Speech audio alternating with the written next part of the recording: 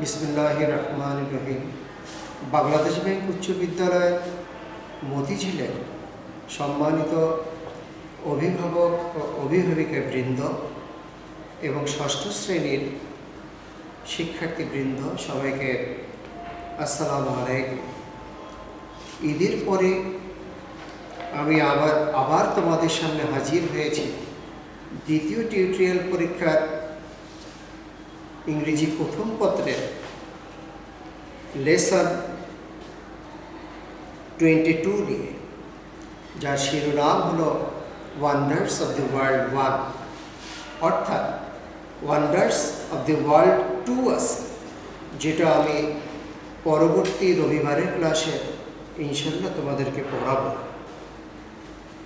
তার আগে আমি একটি বিষয় তোমাদের অবগত করতে চাই।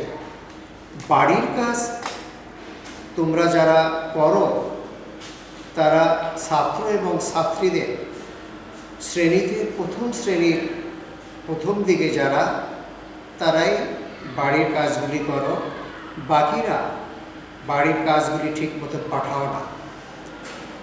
লাভটা কিন্তু বাড়ির কাজ করলে তোমাদেরই। এই বিষয়টা রাজধানী শহরে থেকে নিজের লাভটা বুঝতে হবে। এই নিয়ে আমি আর কথা বলবো না। আমি যেটা শিরোনাম বললাম ওয়ান্ডার্স অফ দ্য ওয়ার্ল্ড 1, তোমাদের বইয়ে যেটা লেসন 22 এবং পৃষ্ঠা নম্বর 68 ও 69, এই দুই পৃষ্ঠা জুড়ে তোমাদের এই লেসনটি। শুরুতেই আমি A B C C1 C2 D E এই ইংরেজি বর্ণমালা, এই বর্ণগুলি আছে, এক একটি নিয়ে আমি একটু আলোচনা করব। প্রথমেই আছে লুক অ্যাট দি পিকচার্স, পৃষ্ঠা নাম্বার 68। ছবিগুলির দিকে তাকাও। হোয়াট আর দে কল, তাদেরকে কি বলা হয়? প্রথম ছবিতেই আছে দি পিরামিডস, তারপরে আছে দি তাজমহল, তারপরে আছে দি আইফেল টাওয়ার। খেয়াল করো, দি পিরামিডসের আগেও দিয়ে আছে, দি তাজমহলের পূর্বেও দিয়ে আছে এবং দি আইফেল টাওয়ার এর পূর্বেও আর্টিকেল হিসেবে দিয়ে আছে। আমি যখন তোমাদের মতো ষষ্ঠ শ্রেণীতে পড়ি, সেটি যদি সালের কথাই বলি 1976 সাল, অনেক আগে। তখন আমরা জানতাম পৃথিবীতে সপ্তম আশ্চর্য আছে, অর্থাৎ 7টি বিস্ময়কর বস্তু বা বিষয় আছে। তার ভিতরে দি পিরামিডস, দি তাজমহল, এগুলি বেবিলনের শূন্যোদ্যান, আমরা ছোটবেলায় যেটা পড়েছি, এগুলি ছিল। এখন যদি বলা যায় এই আধুনিক কালের সবচাইতে বিস্ময়কর বস্তুটি কি, দূরে যেতে হবে না, তোমার হাতের মোবাইল সেটটি একটি বিস্ময়কর বিষয়। সেখানে গুগলসে যদি তুমি যাও, যেটা আমি অতটা বুঝি না, সেখানে দি পিরামিডস সম্পর্কে, দি তাজমহল সম্পর্কে এবং দি আইফেল টাওয়ার সম্পর্কে তোমরা বিস্তারিত জানতে পারবে এবং তোমার বিভিন্ন বিষয়ের ইনফরমেশন এবং তথ্যগুলি তোমরা যদি মনে রাখতে পারো, তবে সেগুলি বড় হয়ে যখন কোনো চাকুরির সন্ধান করবে, সেখানে যে পরীক্ষাগুলি হয় সেগুলিতে এই তথ্যগুলি তোমরা পেয়ে যাবে এবং সেগুলি যদি উত্তর দিতে পারো, তোমরা অন্যদের চেয়ে চাকরি পাওয়ার ক্ষেত্রে এগিয়ে যাবে। যাই হোক, আমি এ গেল, বিতে যাব। নাও listen to the CD or audio and fill in the gaps of the following text. কি বলছে, তোমরা তোমাদের এই পাঠ্যক্রমের সাথে সিডি বিষয়টা জড়িত। অনেক সময় আছে সিডিটা শোনার পরে বন্ধ করে দিয়ে তুমি কী শুনলে সেটাকে পরীক্ষা করার জন্য কোনো শূন্যস্থান অথবা অন্য কোনো প্রশ্নমালা থাকে, তার উত্তর দিতে হয়। এটাও একই ধরনের। দি পিরামিডসের উপরে একটি শূন্যস্থান পূরণ একটি সিডি শোনার পরে এটা দিতে পারবে, অথবা কোনো অডিও শোনার পরে এই শূন্যস্থানের উত্তর দিতে পারবে। যখন রেগুলার ক্লাস হবে, সিডি সংগ্রহ করে এর উপরে অনুশীলন আমরা করতে পারব। এরপরে আছে সি, সেটি হলো রিড দি ফলোইং টেক্সট। এটি হলো দি তাজমহলের উপরে টেক্সটটি। এটি আমি একটু বাংলা অর্থ করে শোনাব। তার আগে যে কোনো একটা ইংরেজি টেক্সট বা প্যাসেজ পড়ার আগে যেটা আমি বলেছিলাম ভোকাবুলারি বা ওয়ার্ড মিনিংস, এটা জানা অত্যন্ত জরুরি। যদি আর একটু বলি, যা কিছু শেখো মৌলিকভাবে শেখো। যদি আর একটু খোলসা করে বলি, সেটা কি জিনিস, যে তুমি আগে যাই শেখো সেটা মূল বিষয়টাকে ভালো করে শেখো। তুমি যদি একটি কম্পোজিশন পড়ো, একটি প্যারাগ্রাফ পড়ো, একটি লেটার অথবা অ্যাপ্লিকেশন বা কোনো অন্য কোনো মুখস্থ বিষয়ে পড়ো, সারা জীবন প্রথমেই তার ভোকাবুলারি যদি শিখে নিতে পারো, তবে সেটি স্মরণে রাখা তোমাদের জন্য অত্যন্ত সহজ হবে। সুতরাং আমি ভোকাবুলারির দিকে একটু তোমাদের দৃষ্টি দিতে বলি। সেটি হলো, দেখো, প্রথমেই আছে টম বা সমাধি, এরপরে আছে লোকেটেড যার অর্থ অবস্থিত, সফট মর্মহত অথবা মনে কষ্ট পাওয়া, টোকেন কোনো প্রতীক, ফরএভার এটি একটি ফ্রেজ। তোমরা উপরের শ্রেণীতে উঠলে ফ্রেজ কি বিষয় এটি জানতে পারবে। ফরএভার অর্থ চিরদিনের জন্য, কম্বাইন মিলিত হওয়া বা একত্রিত হওয়া, আর্কিটেকচার স্থাপত্যবিদ্যা, আর্টিজান মিস্ত্রি, ক্রাফটসম্যান কারিগর, অ্যাডমায়ার্ড প্রশংসনীয়, সারপ্রাইজড বিস্মিত। সবার বাম দিকে আছে অ্যামেজিং, এটি জেড, অ্যামেজিং বিস্ময়জনক, হিউজ বিশাল, ইনক্রিডিবল অবিশ্বাস্য বা আনবিলিভেবল, আইকন মূর্তি,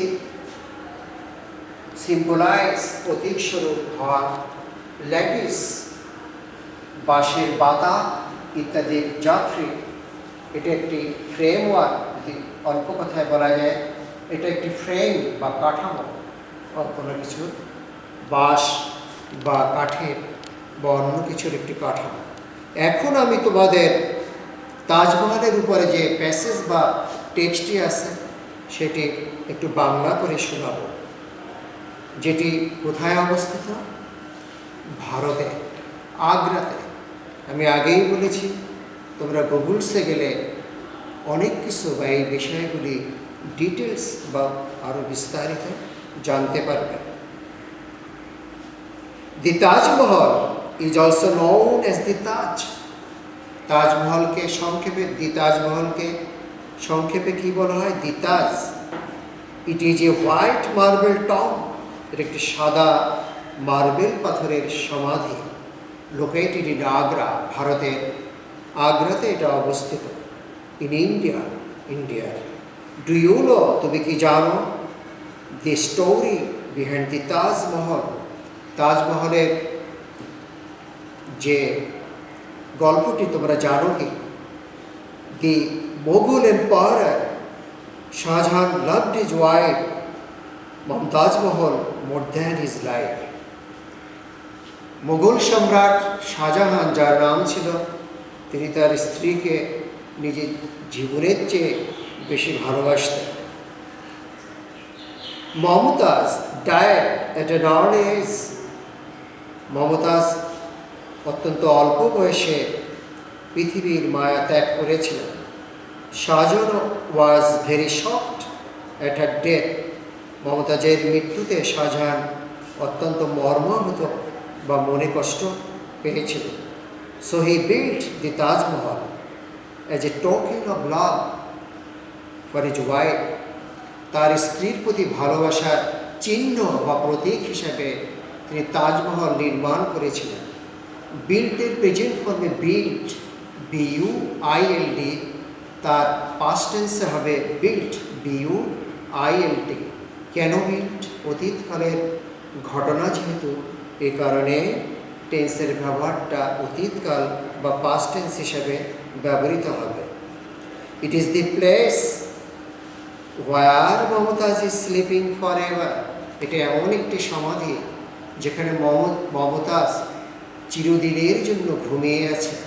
দেখো ইজ স্লিপিং আছে, আমি তোমাদের প্রেজেন্ট কন্টিনিউয়াস টেন্স পড়িয়েছিলাম, সেখানে প্রেজেন্ট কন্টিনিউয়াসে কী আছে? সাবজেক্টের পরে অক্সিলিয়ারি ভার্ব হিসাবে অ্যামিজার এবং তারপরে ভার্বের প্রেজেন্ট ফর্মের সাথে ING আছে।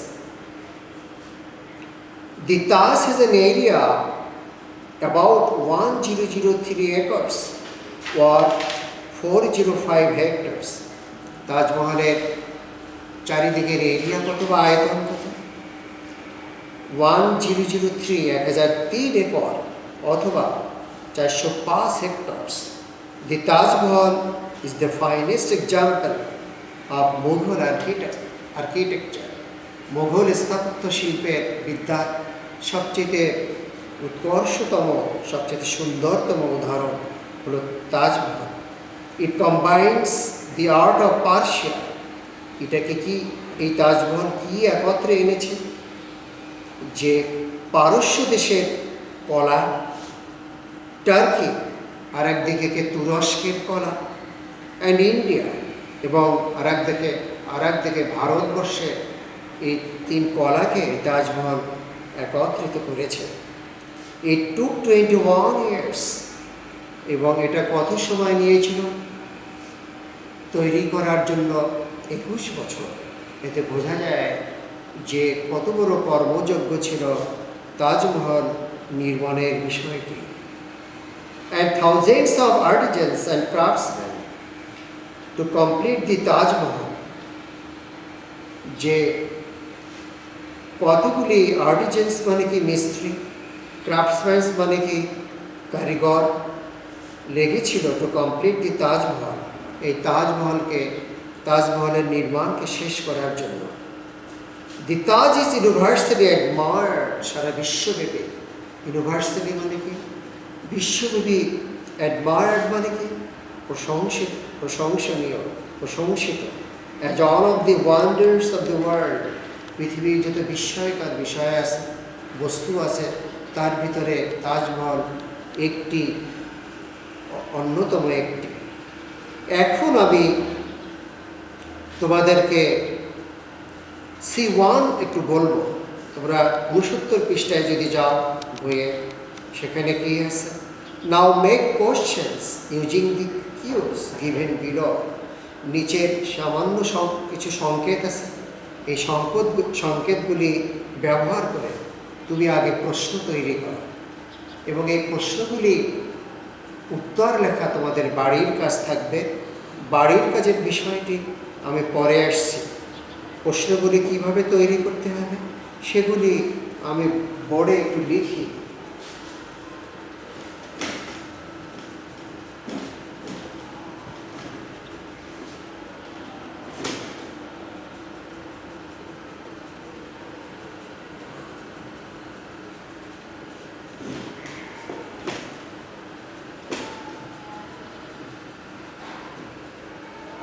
C1, প্রথমে 1 নম্বরে আছে হোয়াট ইজ ড্যাশ। এখানে কি লেখা যায়? What is the Taj Mahal.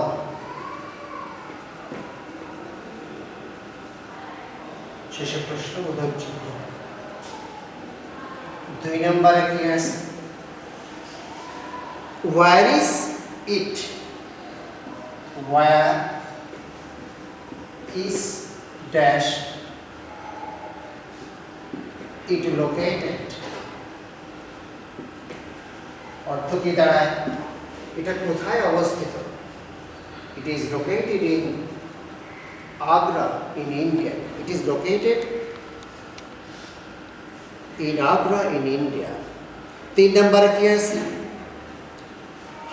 How dash তারপরে শাহজাহান dash.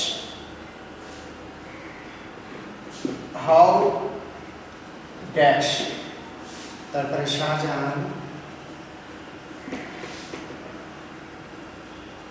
তারপরে dash কি দাঁড়ায়? How did Shahjahan love his wife? Shahjahan তার স্ত্রীকে কতটা কিভাবে ভালোবাসতেন? তারপরে আছে হু, 4 নম্বরে আছে হু এর পরে ড্যাশ, হু ড্যাশ কি আসতে পারে? হু ওয়াজ মুমতাজ, মুমতাজ কে ছিলেন? 5 নম্বরে আছে, 5 নম্বরে আছে দেখো when dash Mumtaz dash, when dash Mumtaz dash কি লেখা যায়? when did Mumtaz die? Mumtaz মহল কবে মারা গিয়েছিল? এই 5টি।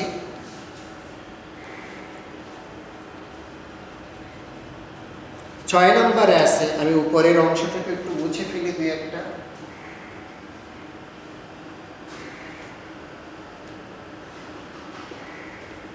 6 নম্বরে আছে why dash Shahjahan dash, why dash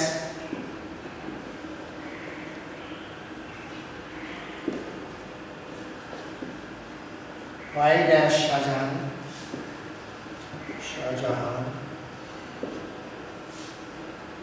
dash, why did Shahjahan Jahan built the Taj? Shahjahan কেন তাজমহলকে নির্মাণ করেছিলেন? সব শেষে আছে হাউ মেনি ড্যাশ, 7 নম্বরে how many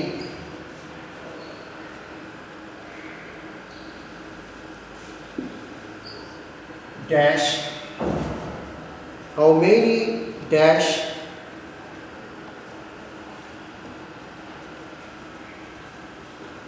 how many dash did it take to build the Taj Mahal?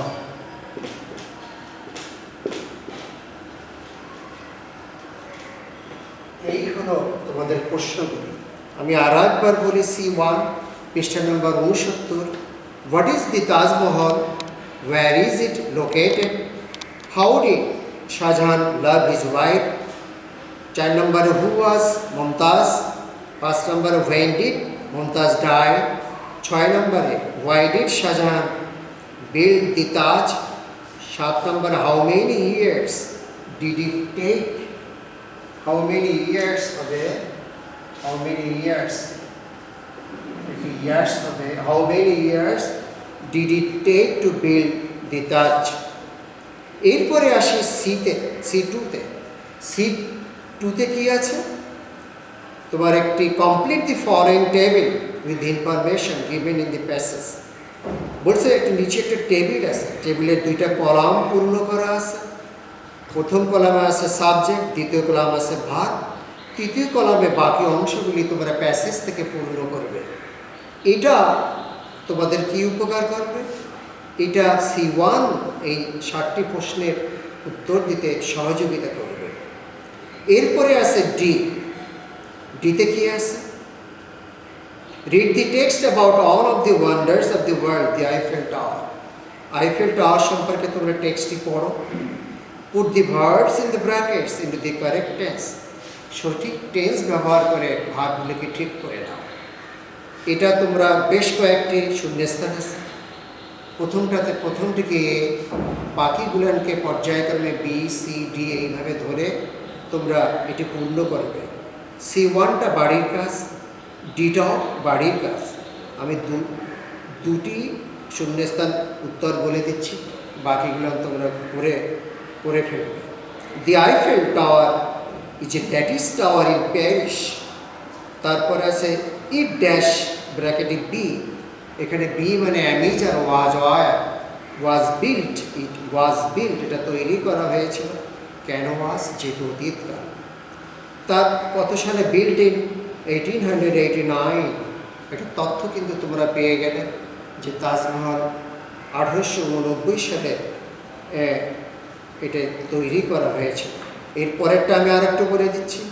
Now it symbolizes a ব্র্যাকেটে the cultural icon of France. এটা ফ্রান্সে অবস্থিত আইফেল টাওয়ারটি। সিম্বলাইজ শুধু থাকবে না, সাথে এর যোগ হবে, কারণ ইটটা থার্ড পারসন সিঙ্গুলার নাম্বার। এই জন্য প্রেজেন্ট ইনডিফিনিট টেন্সের নিয়ম অনুযায়ী এটা সিম্বলাইজ না হয় সিম্বলাইজেস হবে। এই দুটো আমি বলে দিলাম, বাকিগুলি তোমরা করবে। ই নাম্বার একটু ডায়ালগ আছে, দেখো আমি একটু পড়ে শোনাই। নীরা এবং মংপুরুর সাথে কথোপকথন বা কথা হচ্ছে, সেটা কি জিজ্ঞেস করছে এখানে, হোয়াট ইজ ইট অ্যাবাউট? এই সংলাপ বা কথনটি কিসের উপরে? মংপুরু কথা বলছে, Neera, I am really surprise to know about this wonders, do you think? যে নীরাকে বলছে যে আমি বাস্তবিক পক্ষে বিস্মিত এই বিস্ময়কর বস্তুগুলি সম্পর্কে জেনে। What do you know think? তুমি কি ভাবো? নীরা বলছে, দে আর অ্যামেজিং, তারা বিস্ময়কর।